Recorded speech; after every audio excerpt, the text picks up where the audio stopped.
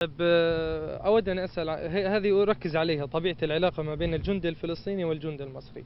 الآن برأيك يبدو أن هناك بعض الشرخ حصل في العلاقة. برأيك من السبب في هذا الأمر؟ يعني من المتسبب في هذا الشرخ؟ يعني هو في يؤسفنا أن نقول لك إنه الإعلام، وما تزعلش مني يعني، لا هناك أنت طبعا. أي إعلام يعني لازم تحدد.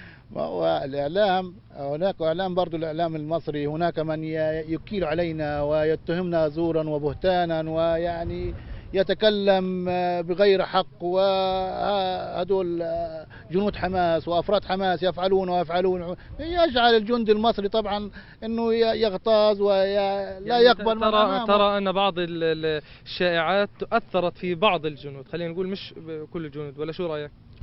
لا، هو حاليا الجنود الموجودين كلهم قبالنا، ولا واحد حتى بيرد السلام.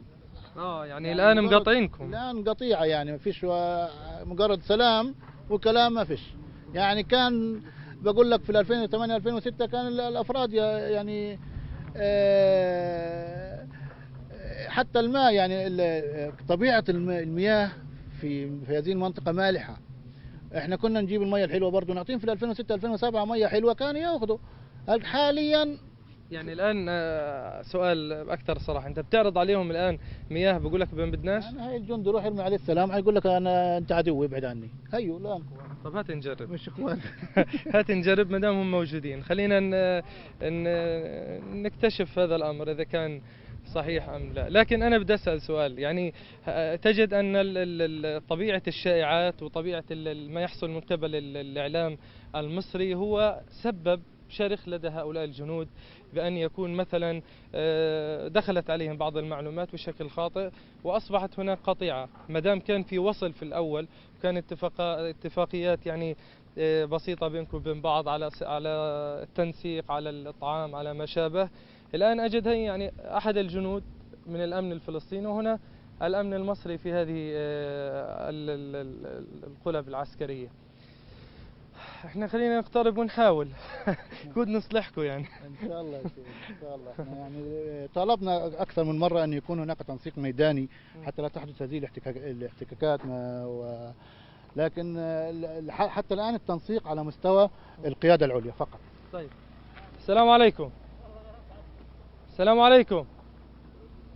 طيب، خلاص يا حد شيء. السلام عليكم.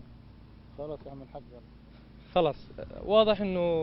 طب لا تجدوا شيء محزن ينظر اليك الان، ولا يعني في السابق كان يرد السلام وكان يعني هناك علاقة اخوة، الان ينظرون لا يتكلمون معكم، كيف تشعرون كقوات امن وطني؟ عرب، انتم طرفين عرب.